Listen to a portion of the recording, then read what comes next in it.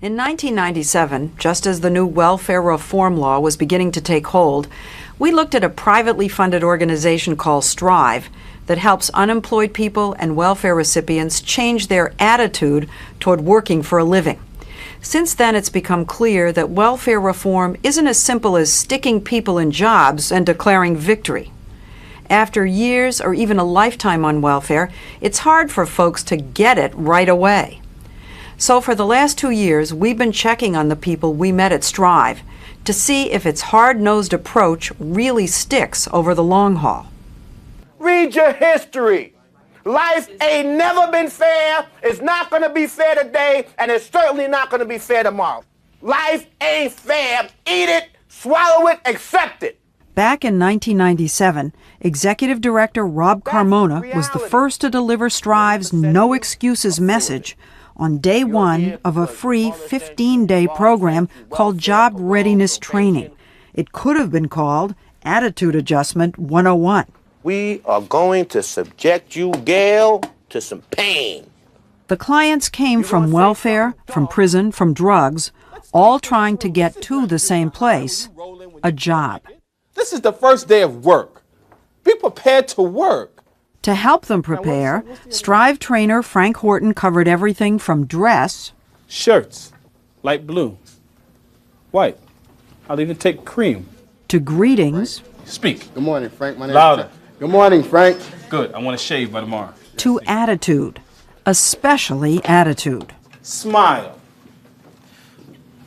I'm telling you, I hear this you, is my T. smile. Well, that's not mine. You want to get a job? Smile. Because when you go, you have to walk in the office and go, good morning. My name is Frank Horton. Nice to meet you. And smile. T.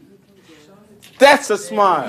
To those brave enough to put up with all that yelling, Strive promised job placement help, then 2 years of follow-up. On graduation day, the survivors walked out with something they'd never had before, hope. But would it be fulfilled? When Darlise Coleman started Strive, she could barely bring herself to speak in front of the group.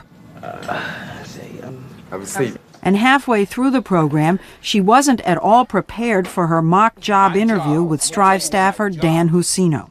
Did you study? You said no. Are we changing that? Well, no. How can I help you if I'm giving you the tools and you're not using them? But by the end of the 3 weeks, Darlise appeared truly transformed. Get the job. She got the job. The job she got was at Ellis Island serving food to tourists. Just a minimum wage beginning for sure, but of all the Strive graduates, Darlise seemed to us to really have her future in hand. But just 3 months later, I don't want you to be mad at me or feel I'm letting you down. Darlise, feeling mistreated, had quit her job and was back at Strive asking for help.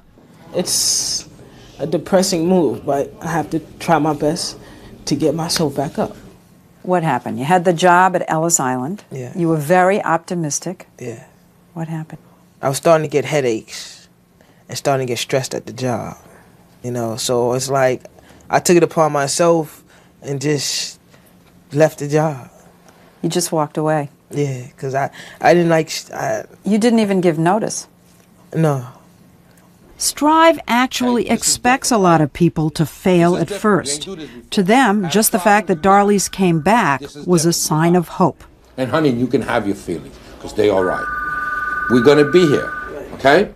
That's reality. No one is able to do this alone in a short period of time. How could we expect folks to now all of a sudden be ready? That doesn't happen. They're attitudinally hopeful after the three-week program, but they're not ready. If Darlise Coleman represents the 25% of Strive graduates who don't hold on to their jobs, Gail Bryant represents the other 75%. I'm working now over at the Bank of New York. Good job? Lovely job. What are you doing? I'm a senior file clerk. A senior file clerk? Yes. In the same job for nearly 2 years, Gail is a slam-dunk Strive success. But she also represents a fundamental truth of the welfare-to-work world. Even for a success story, life is a struggle. Her job may be on money-drenched Wall Street, but her life is a long subway ride away in the Bronx. A single mom, she's saving supermarket coupons and raising 2 teenage sons alone. Have a dog. I can give you a dog as soon as somebody gives me one. Are you having to pay for them all by yourself, or are you getting help from your ex-husband? Right now, I'm doing basically everything myself. Financially, mentally, emotionally. Do you make enough? You have 2 kids. Well, in their case, no, I really don't make enough because they're eating me out of house and home. Between the food, their feet, and their clothes, it costs me a fortune, but I deal with it. Gail says Strive has been there, not to pick her up when she falls, as with Darlise, but to help her stay where she is. Knowing me as an individual, knowing that I'll be quick to shoot off with the mouth. I hear Frank in the back of my mind saying, don't say it. So there's a little Frank who lives Yes. right up here? Yes. The echo. An everyday echo. She will call me in the middle of the afternoon, Frank, I'm going to quit. What should I do? It's like, Gail, calm down, easy.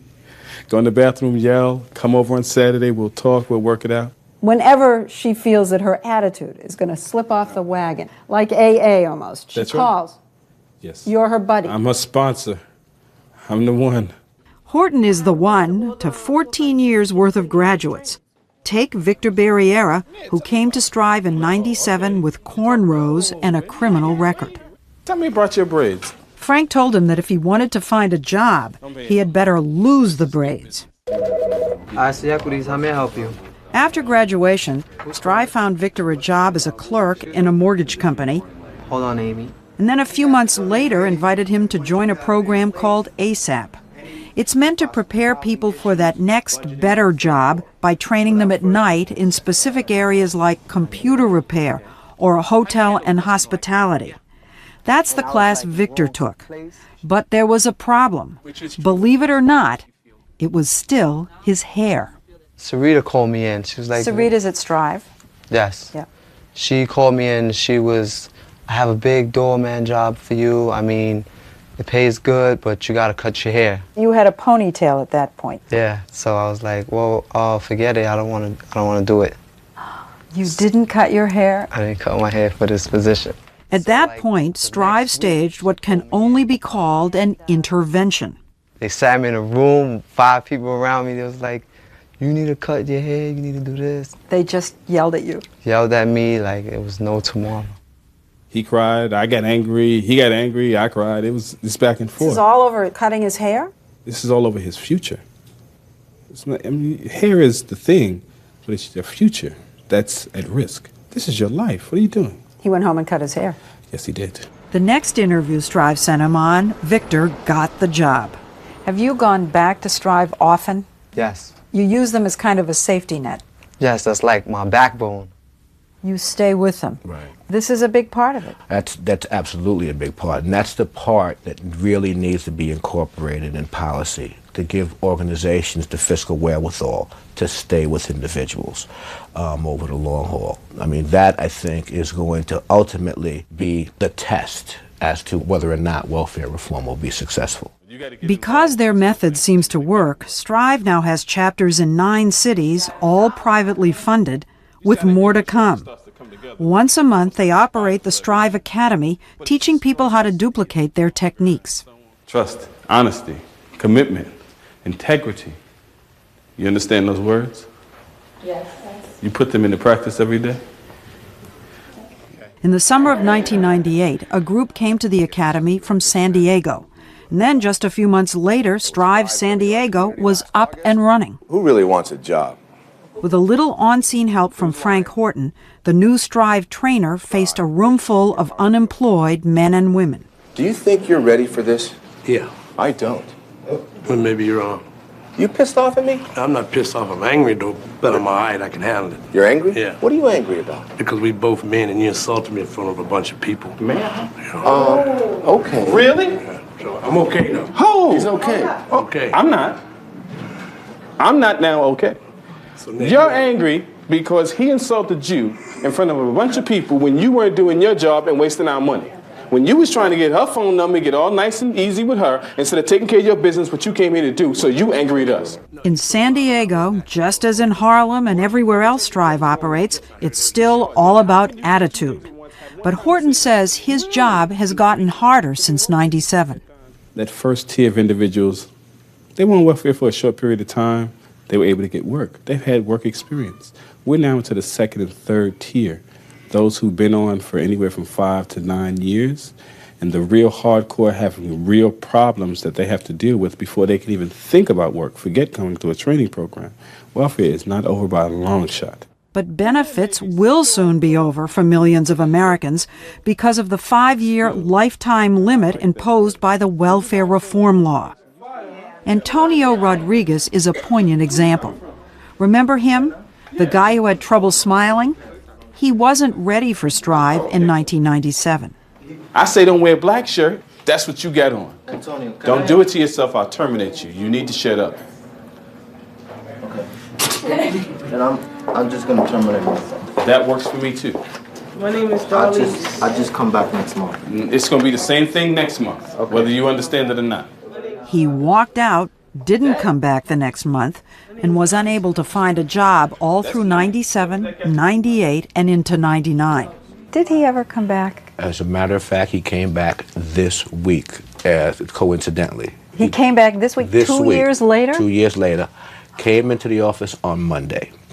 Lost a little weight, went through some hard times, met with myself, our social worker, and the director of job development, and we're going to get back to assisting him. Click on him. We found Antonio back at Strive working on his resume. You haven't been back in 2 years, and then suddenly you reappear. Is the fact that you know that these benefits will run out under this new law, is that a pressure that's on you all the time that you didn't used to have? Yes, that's a very big pressure for me right now. I'm always aware or afraid of that if one day public assistant is going to tell me, okay, well, we cut you off. You're wearing a white shirt. Yes. So. If Antonio Rodriguez finally gets it, it seems that Darlise Coleman still doesn't. Almost every job she's had since Strive has ended the same way, in a conflict with her boss. In other words, attitude. The whole lesson of Strive was, work hard. Yeah. You have to take a crummy job to start, and that you're going to have to swallow your pride and put up with a lot. You can take as much as you can. I'm not going to get stepped on no matter where I go. I'm going to take as much as I can. You didn't learn the lesson they taught you. I did, but it's like I have a point. I have like a line. If you step over that line, that's it. But that's not the lesson they taught you. They taught you to move your line. Oh, come on, I watched it. You've had several jobs. Have you walked away from every one of them? Yeah. Yeah. And she's walked away from Strive. Darlise has been out of touch for months. Darlise will be back. Darlise will be back? She'll be back. She's never gone. I do honestly believe that Darlise will be back. I've seen it happen so many times. I can't not believe it. Without believing that, what's the sense of coming back to work tomorrow?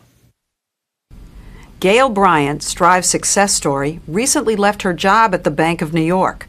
She moved her 2 sons to Virginia to take a better job at a bank down there.